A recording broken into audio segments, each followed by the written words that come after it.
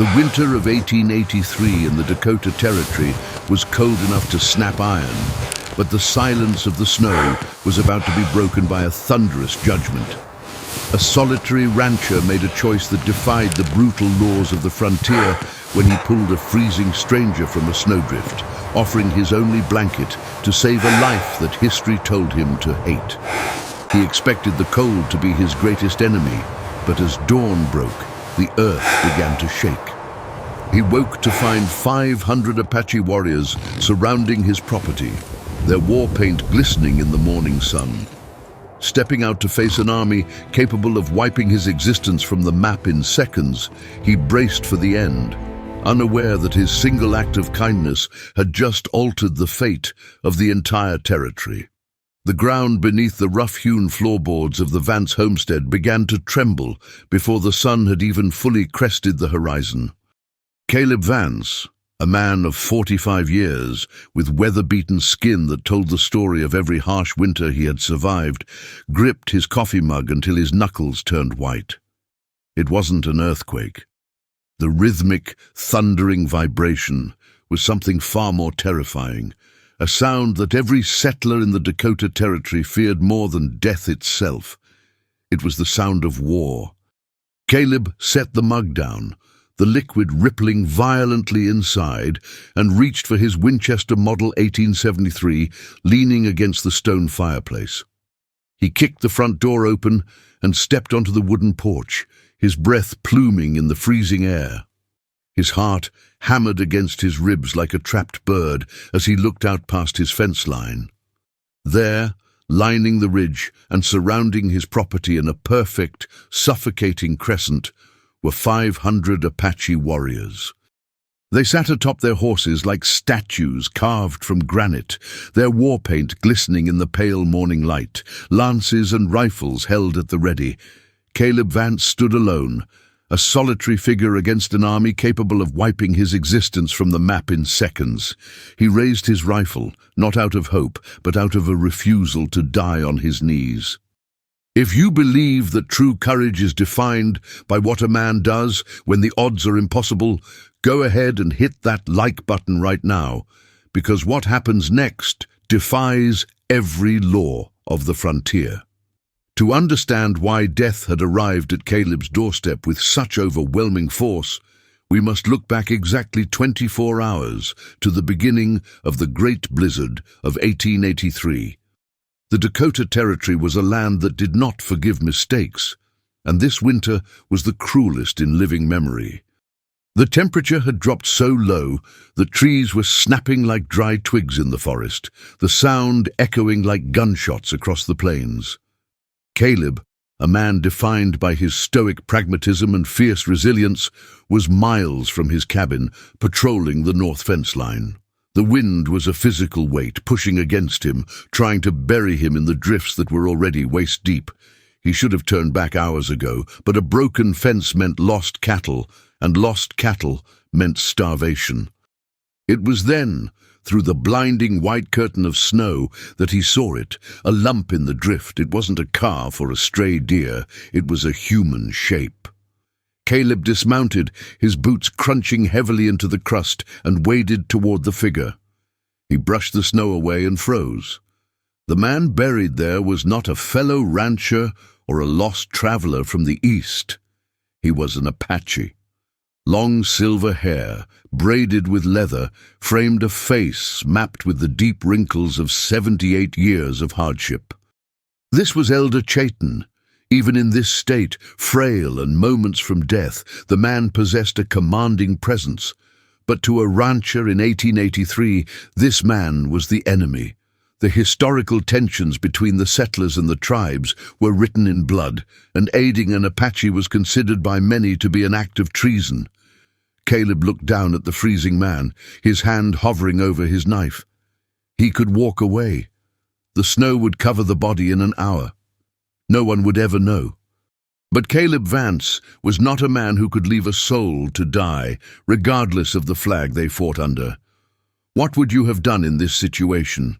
Would you risk your own safety to save a stranger from a rival tribe, or would you let nature take its course? Let us know your thoughts in the comments below. Caleb made his choice. He couldn't lift the man onto his horse. The elder was too frail, and the wind was too strong to risk the ride back to the cabin immediately. They were trapped. Acting on instinct, Caleb dragged the elder toward a cluster of pines. He worked with a feverish intensity, his calloused hands numb and clumsy as he slashed at pine boughs. He constructed a makeshift shelter, a small and cramped refuge packed with snow to block the biting wind. It wasn't much, but it was the difference between life and death. He pulled Elder Chayton inside, away from the howling gale. The old man was shivering violently, his lips blue, the hypothermia setting in deep. Caleb reached into his saddlebag and pulled out his most precious possession in that moment, a thick, red wool blanket. It was his only spare. He looked at the shivering elder, then at the thin coat he himself was wearing. If he gave up the blanket, he would be exposing himself to the full brutality of the night. There was no fire, no wood dry enough to burn, just the body heat of two men and the wool. Caleb gritted his teeth and wrapped the red wool blanket tightly around the Apache elder, tucking the corners in to trap every ounce of heat. For the next 12 hours, Caleb Vance sat by the entrance of the shelter, taking the brunt of the wind, his own body shaking uncontrollably, guarding a man he didn't know, a man his neighbors would have shot on sight. He watched the rise and fall of the elder's chest, ensuring the spark of life didn't fade. When the storm finally broke, the silence that followed was deafening. The sun rose, casting long shadows across the pristine white landscape. Caleb, stiff and aching in every joint, helped the elder, who was now conscious but weak, out of the shelter. He intended to put him on the horse and take him to the reservation border. But that was when the ground began to shake. That brings us back to the porch, back to the 500 warriors staring down the barrel of Caleb's Winchester. The leader of the war party, War Chief Takoda, rode forward. He was 32, muscular and imposing, his eyes dark and piercing. He stopped his horse 10 yards from the porch. The tension was thick enough to choke on. Caleb tightened his grip on the rifle, his finger resting on the trigger. He knew he could take maybe 2 or 3 with him before they filled him with arrows and lead. He waited for the war cry. He waited for the charge. But the charge never came. From behind Caleb, the cabin door creaked open. Elder Chayton stepped out onto the porch. He moved slowly, the red wool blanket still draped over his frail shoulders like a royal cloak. He did not look like a prisoner. He looked like a king. The moment the warriors saw him, a ripple went through the ranks. The 500 riders, men who had ridden through the night with hearts full of vengeance, fearing their spiritual father had been captured or killed, suddenly went still. The ultimate confrontation is seconds away, and the twist coming up will change everything you think you know about the Wild West.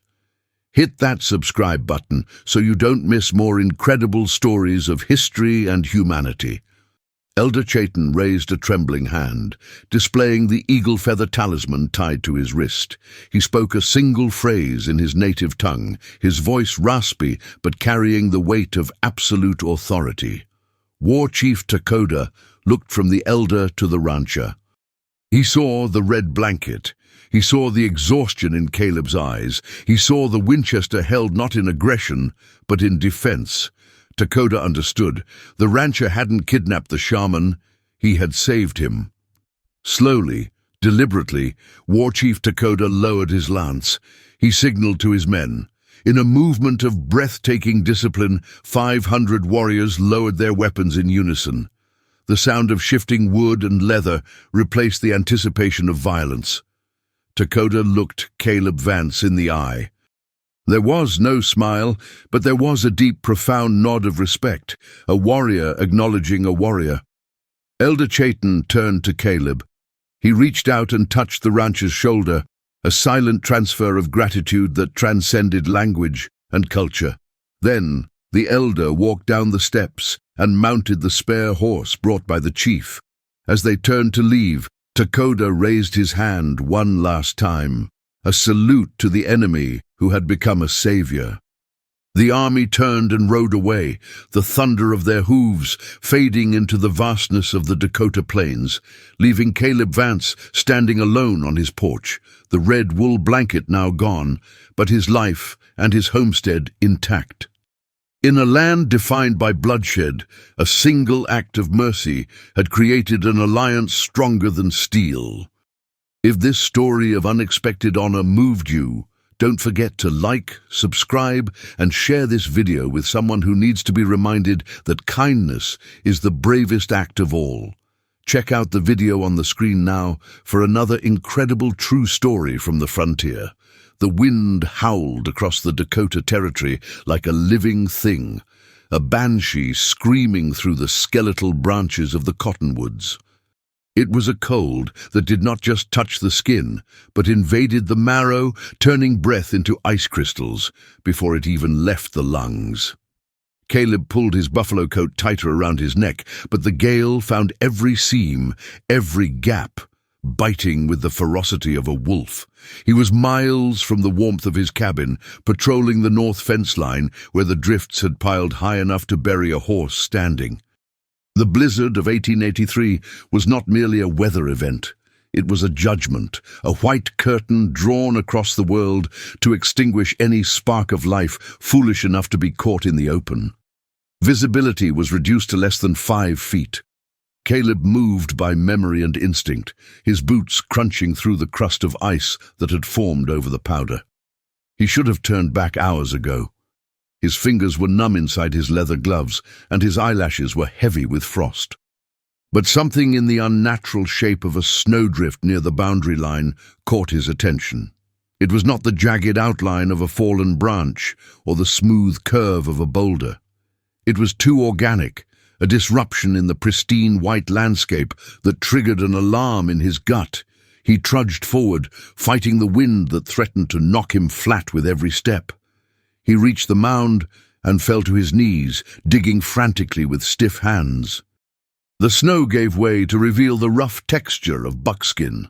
Caleb brushed away the powder, uncovering the face of a man who looked more like a statue carved from ancient wood than a living being. It was Chayton. The rancher recognized the tribal markings immediately, the specific weave of the leather in his hair. This was not just a warrior. This was a man of high standing, a spiritual leader of the people who held dominion over these plains long before Caleb laid the first log of his homestead. The elder was curled into a fetal position, his skin a terrifying shade of gray, his lips blue and cracked. There was no rise and fall of the chest that Caleb could see.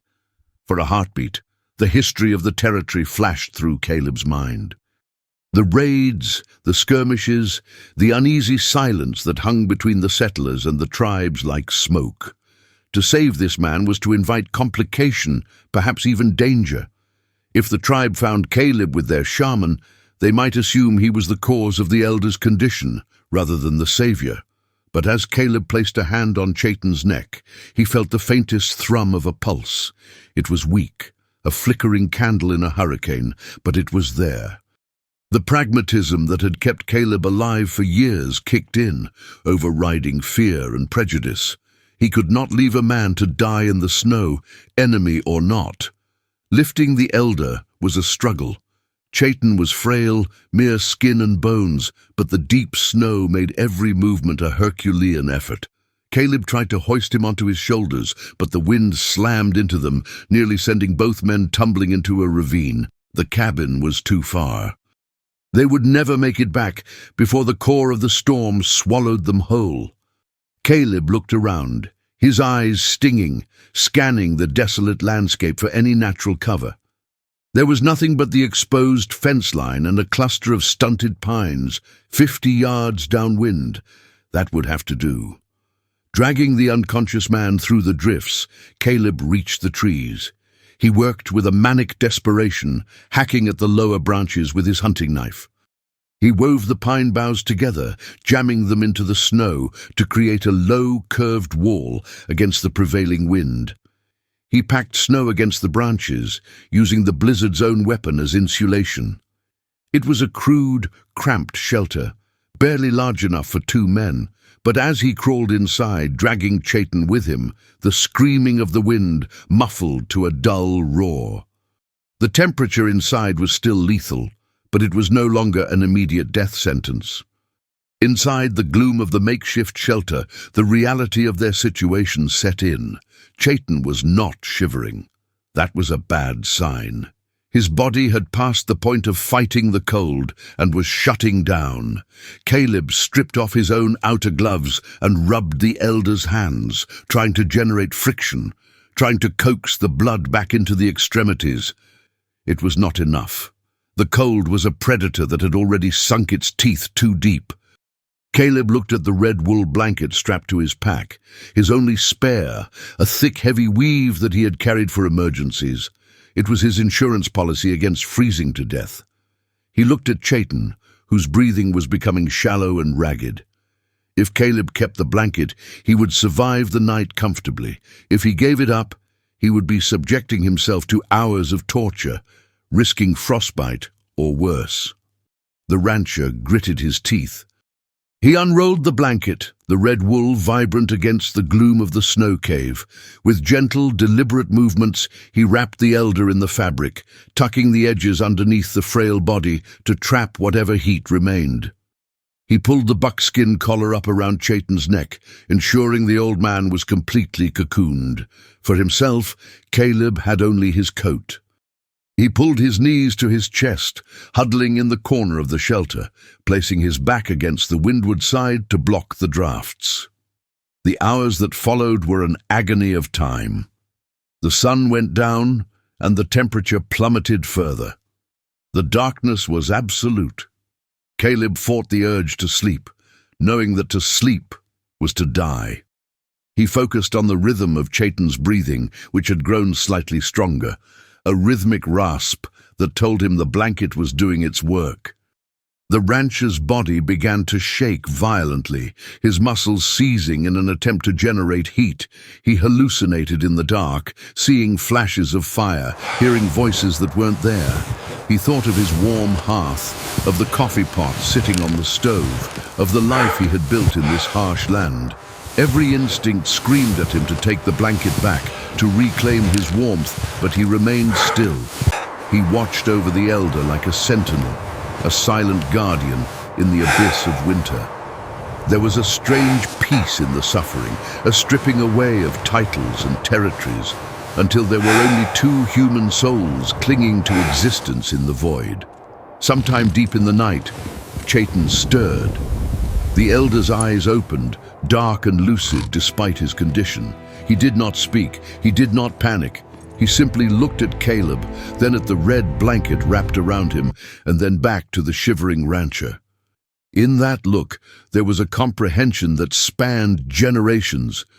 Chaitin shifted, trying to offer a corner of the blanket, but Caleb shook his head, his teeth chattering too hard to form words. He pushed the elder back down gently. The old man needed every inch of that wool to survive the night. Chaitin closed his eyes again, but his hand reached out, gripping Caleb's forearm with a surprising strength. They remained linked like that, connected by the grip of a hand, as the storm raged outside, burying the world in white. When the grey light of dawn finally began to seep through the pine boughs, the wind had died. The silence that followed was deafening. Caleb tried to move, but his joints were locked with cold. It took him several minutes to unclench his muscles, to force his body to obey his mind. He pushed aside the snow-packed branches and crawled out into the morning. The sun was cresting the horizon, painting the endless snow in shades of pink and gold. It was a beautiful, serene sight, utterly at odds with the violence of the night before. He turned to help Chaitin out of the shelter. The elder moved stiffly, but under his own power, the resilience of his people evident in every motion. He stood up, the red blanket still draped over his shoulders, and took a deep breath of the frigid air. Caleb stood beside him, exhausted, his body aching, simply grateful to be alive.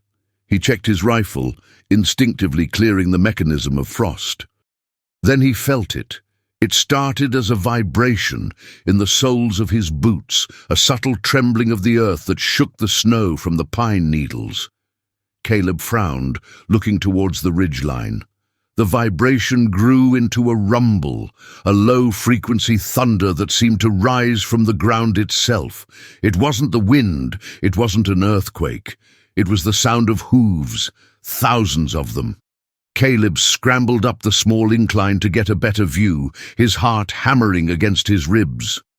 As he crested the drift, his blood ran cold, colder than the blizzard ever could have made it. Lining the horizon, silhouetted against the rising sun, was a wall of riders. They stretched as far as the eye could see, a massive cavalry of Apache warriors, their horses breathing steam into the morning air. They were painted for war, lances held high, rifles resting across their saddles. They had not come to raid, they had come to hunt. And they were looking for the man who had taken their shaman. Caleb stumbled back, sliding down to where Chaitin stood. The elder looked at him, his expression unreadable. The rancher grabbed his rifle, not out of aggression, but out of the grim realization that his end had arrived. He had saved a life only to forfeit his own. The rumble grew deafening as the riders descended the slope, surrounding the small patch of trees where the two men stood. Caleb Vance stepped forward, placing himself between the approaching army and the elder, ready to meet his fate on his feet. The lead riders slowed, their eyes locking onto the rancher, their expressions fierce and unforgiving. The circle closed in, tight and suffocating, 500 weapons trained on one man who had nothing left but his courage, and the red wool blanket draped over the shoulders of the man behind him. The vibration in the ground ceased, replaced by the heavy, rhythmic snorting of 500 horses and the creaking of leather saddles. The silence that fell over the Dakota plains was heavier than the blizzard itself. Caleb Vance stood his ground, his knuckles white as they gripped the walnut stock of his Winchester. He was a man who had lived by the harsh rules of the frontier for 45 years, and he understood the mathematics of violence. Against 500 seasoned warriors, he was not a combatant. He was a memory waiting to be erased. He did not raise the rifle to his shoulder, knowing that a single aggressive motion would turn him into a pincushion of arrows and lead before he could draw a breath. Instead, he held it across his chest, a barrier of steel and wood that felt pathetically small against the wall of muscle and fury encircling him. The morning sun, now fully detached from the horizon, cast long, distorted shadows across the snow. The riders were motionless, statues carved from copper and ice. Their war paint was streaked with the colors of earth and blood, and their eyes were fixed not on the rifle, but on the man standing behind the rancher. From the center of the formation, a single rider urged his horse forward. It was a massive Appaloosa, its coat spotted like a river stone. The man atop it was terrifying to behold. This was War Chief Dakota. His presence sucked the air out of the clearing. He wore a vest of elk hide and carried a lance adorned with feathers that danced in the slight breeze. Dakota stopped his mount 10 paces from the porch, his dark eyes boring into Caleb with an intensity that felt like a physical blow. Caleb met the gaze, refusing to look away, his heart thumping a frantic rhythm against his ribs. He prepared himself for the order, the shout that would end his life. But the order never came. Instead, a gnarled hand rested gently on Caleb's shoulder. The touch was light, yet it carried the weight of a mountain. Caleb flinched, his instincts screaming, but he did not pull away. Elder Chaitin stepped out from the shadow of the rancher's protection. The red wool blanket was still wrapped tightly around his frail shoulders, a stark crimson stain against the white world. As the elder moved into the open, a collective sound rippled through the army of riders, a sharp intake of breath, followed by a low murmur that sounded like the wind moving through dry grass. Chaitin did not look at the warriors with fear. He looked at them with the stern affection of a father facing unruly children. He raised his hand, the one not clutching the blanket, and made a sharp, cutting motion through the air. Takoda, the fierce war chief, who looked ready to burn the world down moments ago, bowed his head. The transformation was instantaneous and jarring. The aggression evaporated, replaced by a profound reverence. Takoda slid from his horse, his boots crunching softly in the snow, and walked toward the two men. Caleb tightened his grip on the rifle, his muscles coiled, but Chaitin patted his arm again, a silent command to stand down. The rancher lowered the barrel of the Winchester inches at a time, exhaling a breath he didn't realize he had been holding. Takoda stopped in front of the elder and fell to one knee, speaking in a rapid, guttural tongue that Caleb could not understand. But the tone was unmistakable. It was the sound of relief. It was the sound of a man who thought he had lost the spiritual heart of his people, only to find it beating strongly in the unlikeliest of places. Chaitin replied softly, his voice raspy from the cold, but steady. He gestured to the makeshift shelter of pine boughs, then to the red blanket, and finally he pointed a trembling finger at Caleb. Takoda stood up slowly, his height imposing, and turned his gaze back to the rancher. The hostility was gone, replaced by a look of assessing curiosity. He looked at the red wool, recognizing the quality of the fabric, and then looked at Caleb's coat, which was thin and worn. The deduction was simple, but its impact was seismic. The white man had given his warmth to the Apache elder and faced the killing frost with nothing but his own grit. In the code of the plains, where survival was the only currency that mattered, this was a debt that could never fully be repaid. Takoda stepped forward, closing the distance between them. Caleb stiffened, but the chief extended his arm, palm open. It was not a handshake in the Eastern style, but an offer of peace. Caleb hesitated for a fraction of a second before shifting his rifle to his left hand and gripping the chief's forearm. The grip was iron strong. Takoda nodded once, a sharp, decisive movement, and then reached into a pouch at his belt. He pulled out an object and pressed it into Caleb's hand. It was an eagle feather talisman bound with sinew and beads, intricate and ancient. To the Apache, this was not a trinket. It was a mark of protection, a signal to any who saw it that this man walked under the shield of the tribe. Chaitin turned to Caleb one last time. The elder's eyes, milky with age but sharp with wisdom, locked onto the rancher's. He did not say a word. He didn't have to. He simply touched his chest over his heart and then pointed to Caleb. With that silent benediction, the elder allowed Takoda to help him onto the back of the spare horse, brought alongside the chief's mount. The red blanket remained around his shoulders, a gift that Caleb would never ask to be returned. It belonged to the legend now. Takoda remounted his Appaloosa and raised his lance high into the air. A sharp cry erupted from his throat, and 500 voices answered in unison, a roar that shook the snow from the trees. The sound was no longer terrifying to Caleb. It was thunderous, majestic, and respectful. With a coordinated turn that spoke of a lifetime in the saddle, the army wheeled around. The ground began to tremble once more as the massive column began to move, riding back toward the ridgeline from which they had appeared. Caleb Vance stood alone on his porch, the eagle feather talisman clutched tightly in his calloused hand. He watched until the last rider crested the hill and disappeared into the blinding brilliance of the sun. The silence returned to the Dakota Territory, but the isolation was gone.